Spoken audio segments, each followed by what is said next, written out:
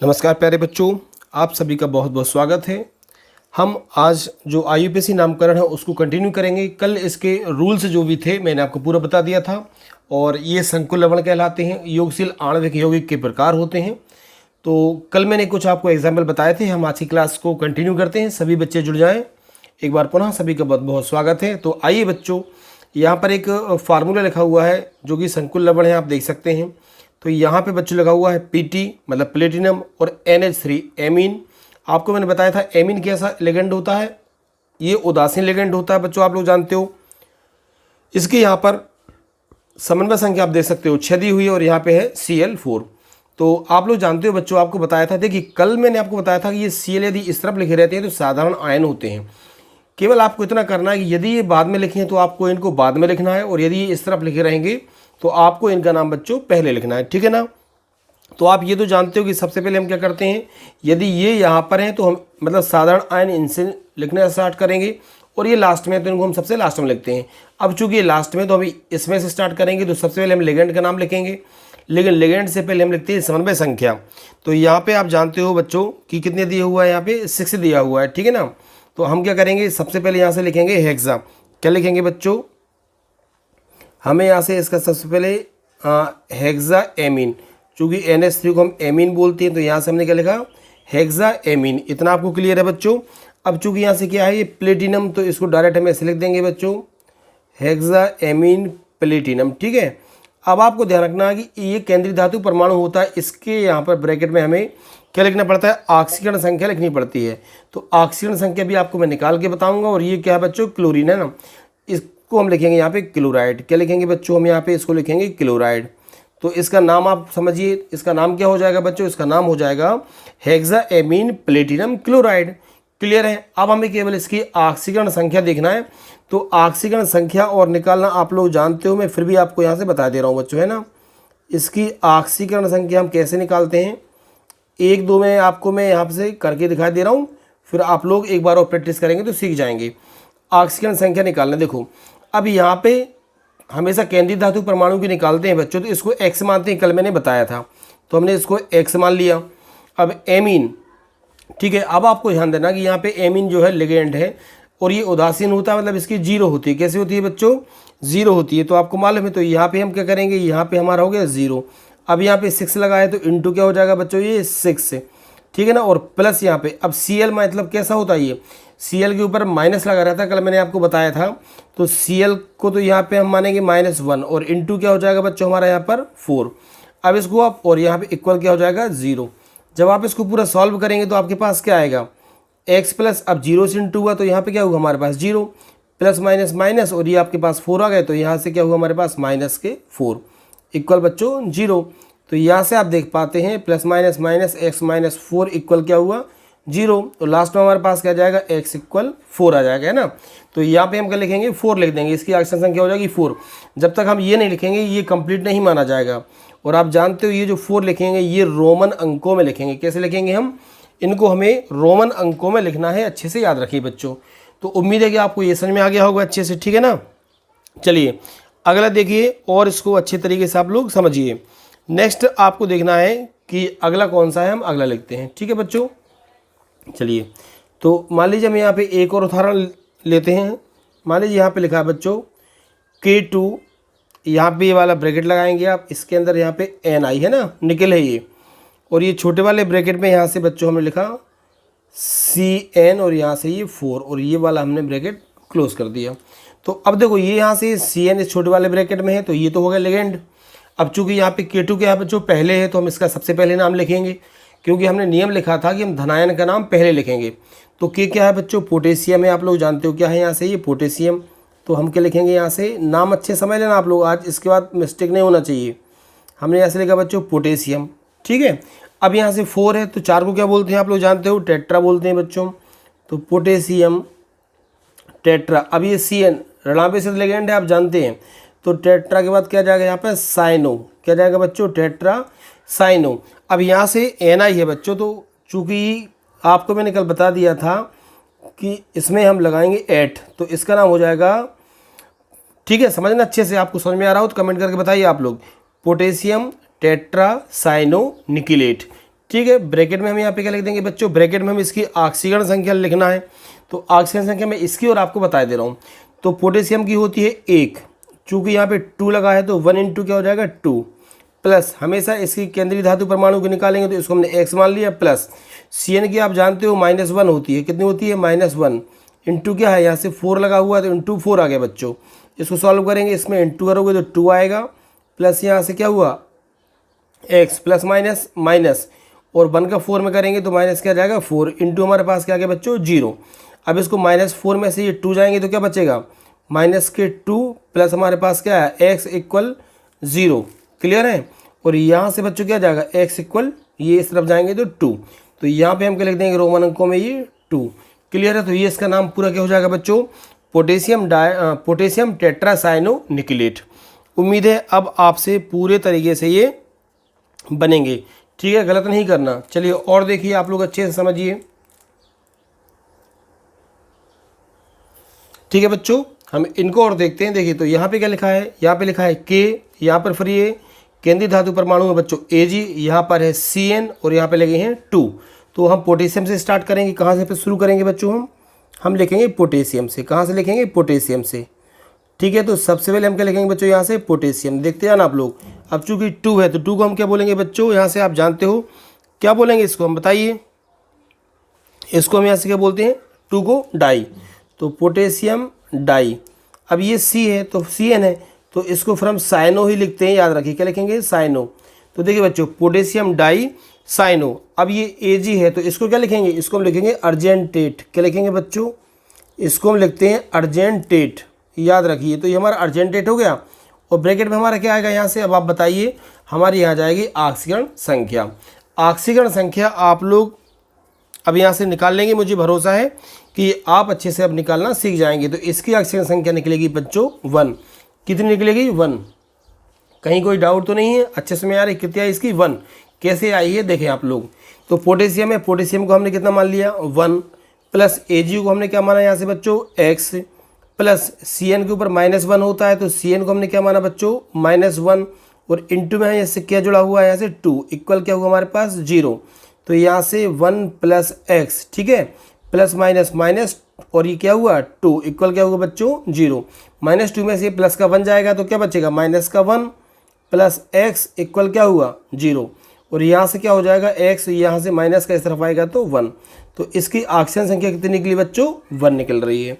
तो इस प्रकार आप IUPAC नाम अच्छे से लिख सकते हो, ठीक है ना। चलिए और देखिए, अब इस प्रकार यहाँ से देखो, तो ये क्या है K2, तो हम स्टार्ट तो यहीं से करेंगे, आप जानते ही। तो इसको हम क्या लिखेंगे बच्चों, इसको हम लिखेंगे पोटेशियम। क्या लिखेंगे, इसको हम लिखेंगे पोटेशियम, ठीक है ना।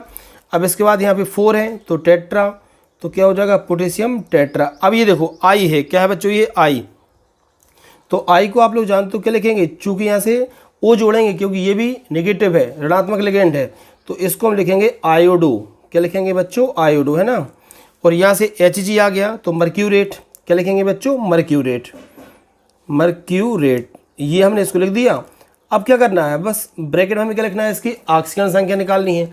तो ऑक्सीकरण संख्या अब आप देखो वैसे भी कर सकते हो, केवल देखकर बता सकते हो, चूँकि यहाँ पे 2 है, इसमें 1 रहता है तो 1 से 2 करो तो 2 हो जाएगा, प्लस इसको x माना, I के ऊपर -1 होता है, इंटू 4 से होगा, तो यहाँ -4 आ जाएंगे, और यहाँ प्लस के 2 हैं, -4 में से प्लस के 2 जाएंगे तो माइनस का 2 बचेगा।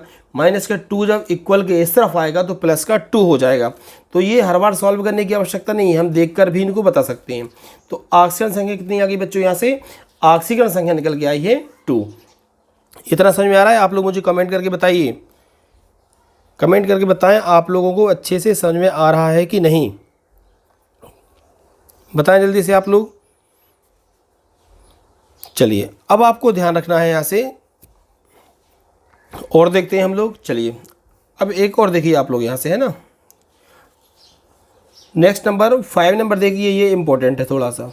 अब मैं जो लिख रहा हूँ इसको ध्यान से देखिएगा, इसमें आपको एक नई चीज़ मिलने वाली है। अब यहाँ से देखिए बच्चों, ये हमने ब्रैकेट लगाया और इसमें हमने यहाँ से लिखा CO। क्या लिखा CO, और देखिए ये छोटे वाले ब्रैकेट में हमने यहाँ पे लिखा EN, ये EN है। चलो मैं काट के यहाँ से लिखता हूँ, अच्छे से समझिए आप लोग। ये क्या हुआ बच्चों CO, और ये जो ब्रैकेट है ना इसके अंदर ये E है और ये N है। EN मैंने आपको बताया था एथिलीन डाइएमीन होता है। क्या होता है बच्चों? EN क्या होता है? Ethylene diamine. ठीक है ना, EN हो गया। अब इसके बाद में इससे यहाँ पे जुड़ा है समन्वय संख्या के रूप में 3। हमने यहाँ से बच्चों ये ब्रैकेट बंद किया और यहाँ से क्या लिखा हमने? ये 3+। अब देखो इस प्रकार के यदि आ जाते हैं तो आप इनको कैसे करोगे ये समझिए। ठीक है, अब इसमें आपको एक बात ध्यान रखना है बच्चों कि यहाँ पर EN है। तो देखो अब यहाँ पर मैं एक बात आपको बता रहा हूँ, ये बात याद रखना, पहले भी आपको बताया है बच्चों कि जब लिगेंड के रूप में बच्चों कभी या तो EN लिखा हो, क्या लिखा हो? EN। EN का मतलब क्या होता है? Ethylene diamine. क्या होता है बच्चों? Ethylene diamine. या फिर यदि लिगेंड के रूप में आप देखना ध्यान से, यदि लिखा हुआ EDTA, क्या लिखा हो बच्चों? EDTA, ethylene diamine tetra acetate. तो देखो जब कभी ये ब्रैकेट में लिखे हों, ठीक है, और इनके ब्रैकेट के जो समन्वय संख्या है बच्चों वो या तो 2 हो या फिर 3 हो। कितनी बच्चों? या तो 2 हो या 3 हो। तो जैसे हम जनरली 2 और 3 को क्या बोलते हैं? डाई और ट्राई बोलते हैं। क्या बोलते हैं? डाई और ट्राई। लेकिन यहाँ पर ऐसा नहीं है बच्चों। यदि मान लीजिए EN और EDTA, ध्यान से देखिए ये मोस्ट IMP पॉइंट है, यहाँ से याद रखना बच्चों आप लोग, है ना। यदि मान लीजिए EN है और 2 और 3 लगे हैं और EDTA है और 2 और 3 यहाँ से लगे हुए हैं बच्चों, तो 2 को आप ध्यान रखना, 2 को यहाँ पे हम डाई नहीं बोलेंगे, ध्यान रखना। 2 को हम बोलेंगे बच्चों यहाँ से विस। क्या बोलेंगे? विस। यदि इन दोनों में 2 लगे हैं तो उसे हम क्या बोलेंगे? विस बोलेंगे। और यदि 3 है समन्वय संख्या तो बच्चों इसको हम बोलेंगे ट्रिस। क्या बोलेंगे? हम इसको बोलेंगे ट्रिस। ये 2 चीज़ें आपको बहुत ज़्यादा अच्छे से याद रखना है। तो इसको सॉल्व करेंगे। अब चूंकि यहाँ पे कुछ तो है नहीं है तो हम स्टार्ट यहीं से करेंगे। तो ये 3 है, तो 3 को अभी मैंने आपको बता दिया, इसको हम ट्राई नहीं लिखेंगे, हम इसे लिखेंगे बच्चों यहाँ से ट्रिस। क्या लिखेंगे? हम इसको यहाँ से लिखेंगे बच्चों ट्रिस। क्लियर हो रहा है? और EN तो इसको हम क्या बोलेंगे? इसको हम बोलते हैं एथिलीन डाइएमीन। क्या बोलेंगे बच्चों? इसको हम बोलेंगे एथिलीन, ठीक है, डाइएमीन। क्या बोलेंगे बच्चों? Ethylene diamine. ये आपको याद रखना है, एथिलीन डाइएमीन। ये क्या है? हमारा कोबाल्ट है। क्या है बच्चों? ये एथिलीन डाइएमीन कोबाल्ट। ये कोबाल्ट है ना।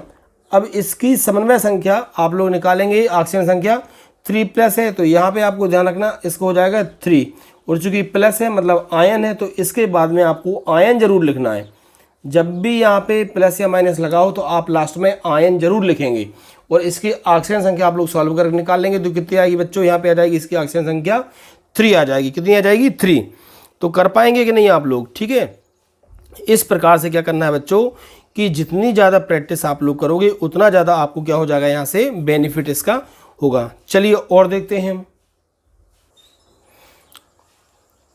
ठीक है, इसको और देखिए, इससे आपके बहुत सारे डाउट बच्चों जो हैं क्लियर हो जाएंगे। यहाँ पर क्या लिखा है? ये बड़ा वाला ब्रैकेट लगा हुआ है, इसके अंदर सबसे पहले यहाँ पे लिखा है CO। तो ये CO आप लोग जानते हो केंद्रीय धातु परमाणु होता है बच्चों। यहाँ से इसमें 3 लिगेंड दिए हैं। इसके बाद इस बड़े वाले ब्रैकेट में यहाँ पे केंद्रीय धातु परमाणु होता है और उसके बाद जितने भी जो यौगिक होते हैं बच्चों, तत्व या कंपाउंड कह सकते हैं, वो सारे के सारे यहाँ पे लिगेंड कहलाते हैं। क्या कहलाते हैं? लिगेंड। तो यहाँ पे 1, 2 और 3 कितने लिगेंड हैं? यहाँ पे 3 लिगेंड दिए हैं। अब हमारे मन में ये क्वेश्चन आता है कि इनमें से हम पहला किसको लिखेंगे? तो मैंने आपको कल बताया था जब रूल्स बता रहा था कि इनको हम अल्फ़ाबेटिकल ऑर्डर में लिखते हैं। अब चूंकि यहाँ पे देखो EN लिखा है, क्या लिखा है यहाँ पर? EN। तो आपको एक बात भी अच्छे से याद रखना कि ये 2 है तो हम इसको डाई नहीं बोलेंगे, हम इसको क्या बोलेंगे? यहाँ से अभी आपको बताया था विस। क्या बोलेंगे? विस। चूंकि प्लस है तो इसमें लास्ट में हम आयन भी लिखेंगे। क्या लिखेंगे? आयन। तो सबसे पहले तो हमें ये बताना है बच्चों कि हम यहाँ से पहले क्या लिखेंगे। ठीक है, सबसे पहले हमारे पास क्वेश्चन क्या था बच्चों कि हम इनमें से पहले किसको लिखेंगे? आप लोग मुझे ये बताइए कमेंट करके बताएं। चलिए ठीक है, तो इसको हम क्या करते हैं? सॉल्व।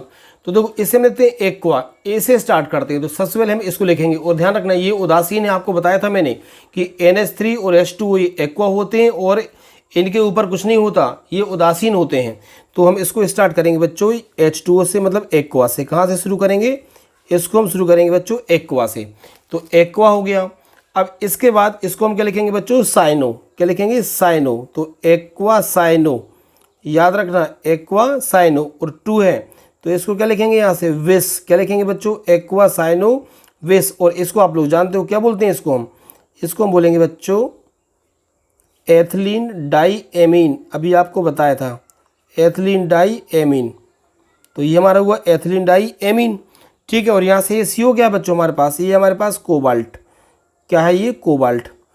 ठीक है, अब यहाँ पे ब्रैकेट में हम क्या लिख देंगे, इसकी ऑक्सीजन संख्या, और यहाँ पे प्लस लगा हुआ है तो इसको हम क्या बोलेंगे, इसको हम बोलेंगे बच्चों आयन। क्या बोलेंगे, इसको हम बोलेंगे आयन।